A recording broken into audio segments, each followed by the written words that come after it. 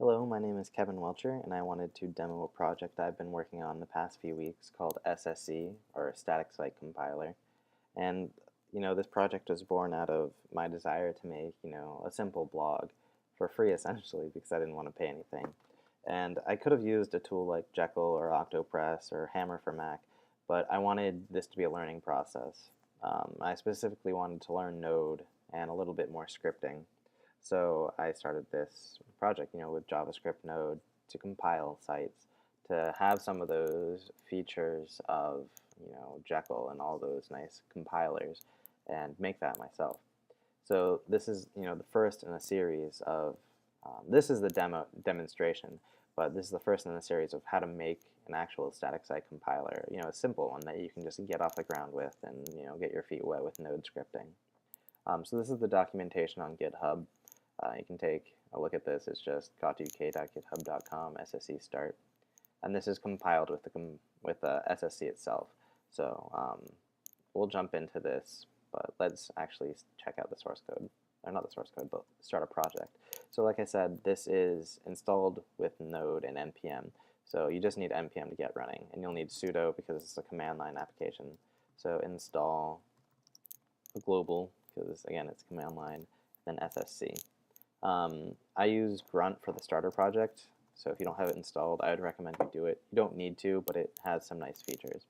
I already have it up and running, so this is what the command looks like, and you'll see it gives you a few nice directives, build, deploy, switch, init, generate, and REPL. And we'll go into a few of these right away, and then save some of the other ones for later casts. So we'll start by initting a new project, so SSC, init, and then a folder name. And what that does is it clones the documentation from GitHub. So you can poke around and see how that's generated. So let's cd into test all over here. Cool. And right away, we'll explore it first. So test. So you'll see it gives you a few folders. Assets, which are your static assets. Layouts. The whole point of having a static site compiler is to separate your content from your your styles, and having separate layouts. That's how you achieve that. And layouts work very nicely with partials, which you see there's another folder for. Very easy to import. Just HTML comments. We also have pages, which are the content. You can have any folder. You just need to specify what folders you're using. Pages are the default folders. Partials, like I said, those are things you import. And then your compiled directory, which is your public. And then you have a few other files. The grunt file, which does a few things for you. It watches for any commands, any changes you make, recompiles your site, and runs a static server on port 8080, which is sort of nice. And then settings. So you might not like all these default settings, but they work right off the bat. Different URLs for who you're developing for, public or development. Development or production. A directive to trim the HTML tag off if you have htaccess files that redirect for you. And then branches. So what branches are you working with? And this is sort of what makes it work really nicely with GitHub pages. So let's run the grunt command over here, and then you'll see that in action. It's spinning up, the server. You see it compiling all these files. So let's take a look at that. We already have that open over here. And then you have the documentation up and running right away, which is nice. And then you can, navigate between all the links, and those work. So let's prove this works, and it's not just witchcraft. So we'll change the index file. So if you go over here, let's add exclamation points, because this is awesome, right? So we wrote that, grunt compiled it, and then we refresh it, and all those exclamation points, awesome. So another thing you might want to do is adding pages, and we wanted to make that super easy. So there's two ways to do it. You can do that manually by going into the directory and creating a file, or you can use the generator tool. So if you run SSC, you'll see it's G or generate. So we'll do SSC G. And it runs you through this wizard. asking you a few questions, and all these questions do are to find metadata, right? So what type of object do you want to make? We want to make a page object, so we can use the default. What's the file name of the object? Let's call it test. The extension, so we'll want this to be marked down. The ID of the file, so each file has a unique ID, and it defaults to the file name. So if you have collisions, you need to define your ID, but we don't have any collisions with this. The URL name. So the URL name is the last segment of the URL. So in this page, it would be install. So if you change that, you could change it to something crazy. So it could be like having fun. Yeah, having fun. And then the URL path is between the base of the URL and the URL name. So if you wanted to have some crazy path, you would have it there. We don't want that. We just want it to be the root of the project. So you'll see it wrote the file to our pages directory, and over here Grunt compiled that already for us, so having fun, which is nice. So if we go back to Vim, we refresh that, we see our test file. We see all the metadata we defined up here, ID, having fun, URL, path.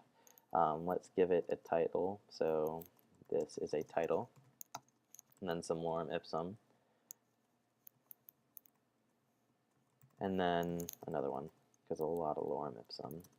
And then we compile that, and then let's go to having fun. And you see it got compiled for us. And perhaps we want to add, it to the navigation so we can actually hit that link. So we would go over to our partial, and this demonstrates something else that's nice.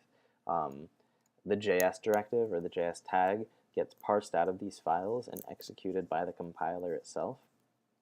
So all of this JavaScript happens behind the scenes. It doesn't get rendered. I mean, it doesn't happen on the client side. This all happens by the server.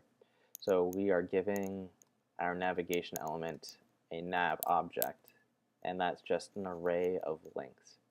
And the way this works is partials pass all of their metadata, and they pass all of their JavaScript to layouts, and layouts pass their metadata and their JavaScript to the individual pages. So this actually lives within the, in our case, the test page, right? So the test page has a nav element with all of these links. So if we defined like metadata up here for tags that's saying this has a navigation, the test page would have that, assuming that it's using an appropriate layout that imports this partial. So let's add a new link, and this will be having fun because that was the URL name. And then since it was in the root, we can just have it there. Having loads of fun. And then another cool thing is the tilde gets parsed out and gets replaced by your production or development URLs. So you don't need to worry about what you're developing for. Just have that tilde in there. So if we save that and we refresh this, you'll see the link pop up here. And it works as expected, having fun with SSC. Cool. So another, let's get out of here. Another sort of use case for static site compilers is to make single page websites, sort of like less CSS, right? This is a type of page that it's one huge page, and it has all of this content, and making this page by itself would be a huge pain, and yeah. Because you have all this content. If you want to make a change, you have to go dig through it. It would be much easier if you could just have all this content being loaded in, right? So that's something SSC can do very easily. So let's actually generate a new project to do that.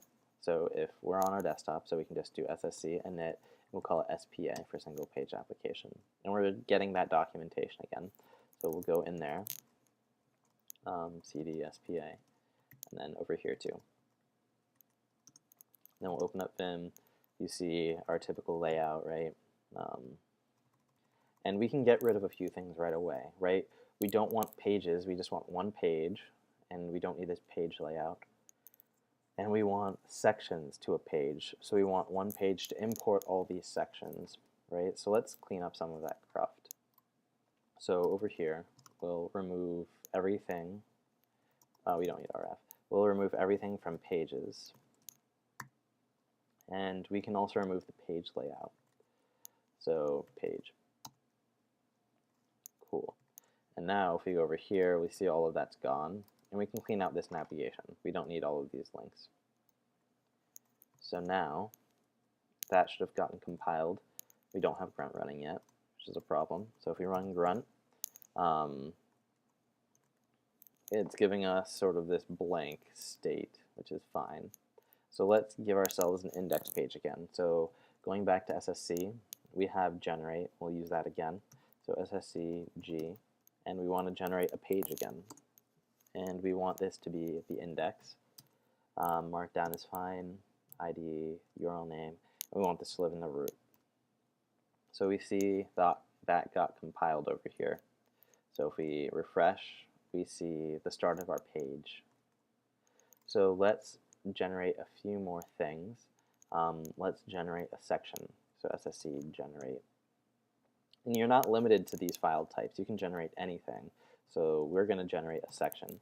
And what that does is it makes a folder called sections, the plural of whatever type you're making. So partial would be partials, page would be pages. So we're making a new section. So first, markdown's fine, ID, all of this is fine. And you'll see it got compiled to the sections.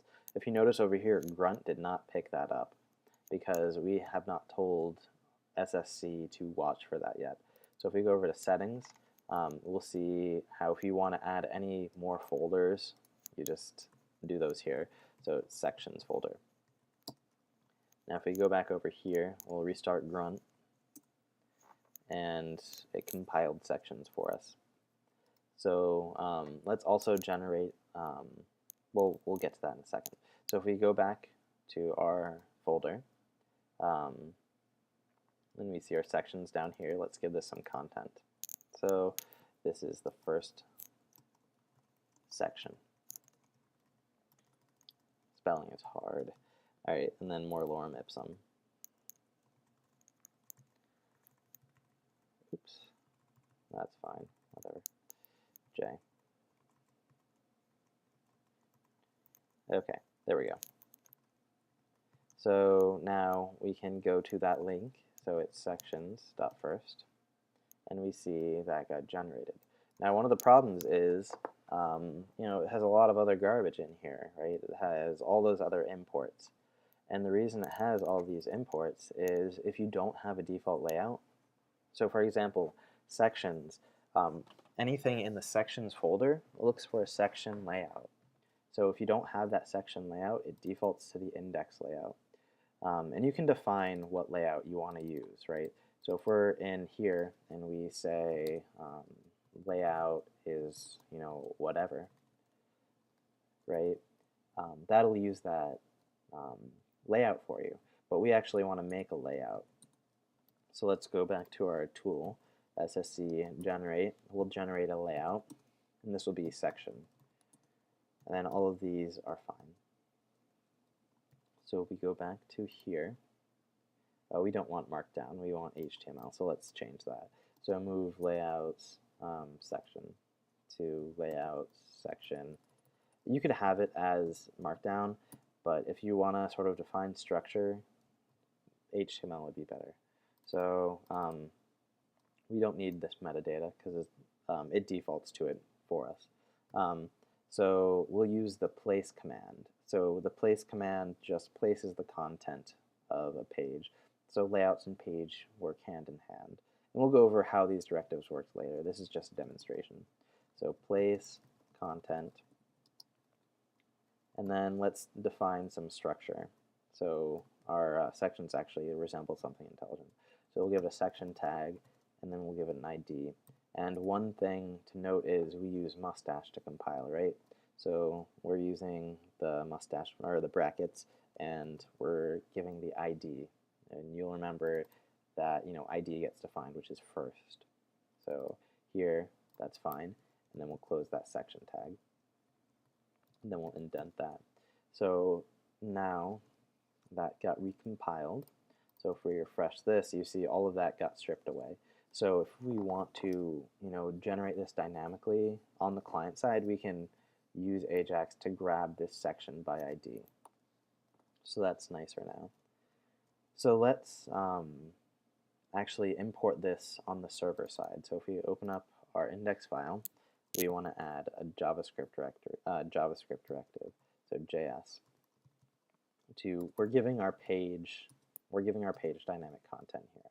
So this, we're giving our index page a new attribute called sections, or whatever you want to call it. And we're using underscore because SSC has a hard requirement of underscore right now. And you have that accessible from the JS directive.